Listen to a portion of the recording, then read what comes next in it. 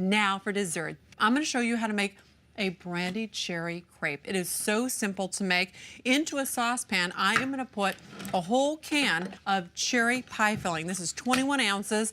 It's got all of the wonderful flavor that you need right in here, but I'm going to doctor that up with a little bit of cherry brandy. Put this into a saucepan. There's lots of great uses, by the way, for preserves, for pie fillings, great flavor bases, already pre-made. You can take advantage of someone else doing the work for you. A quarter of a cup of just some cherry brandy for flavor. Very nice. And then I'm going to turn the heat on. The reason why I did that before I turned the heat on is because I don't like pouring alcohol over a live burner, even into a pot. I'm going to always be safe. One of the things too, I'm making sure that I just stir this very softly. I don't want to break up those cherries because they're going to be so delicious when you bite into this crepe. These are store-bought pre-made crepes. You can find them in the grocery store, produce aisle.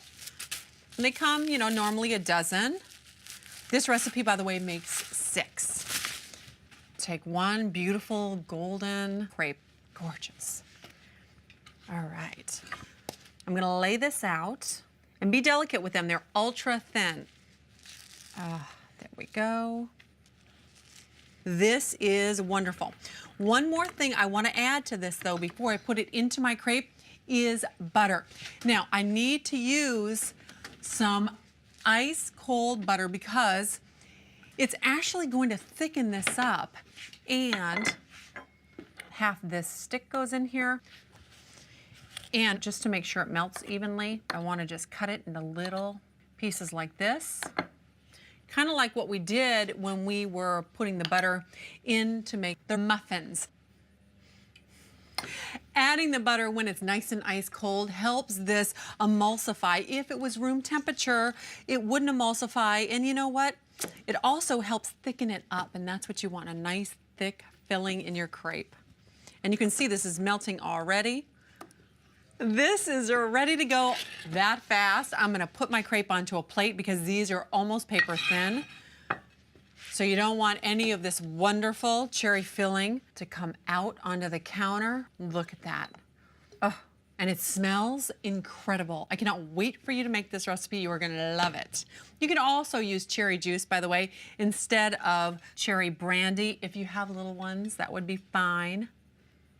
There we go. Some wonderful sauce, chocolate sauce, and be very careful with this. But if you do it just right, it'll look like you got it at Wolfgang Puck's restaurant. Now, a little bit of mint goes on the top. I like to use the baby ones from the inside, these little rosettes right there.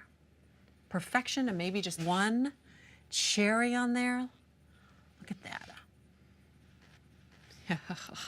Pretty good. Now I'm gonna eat this.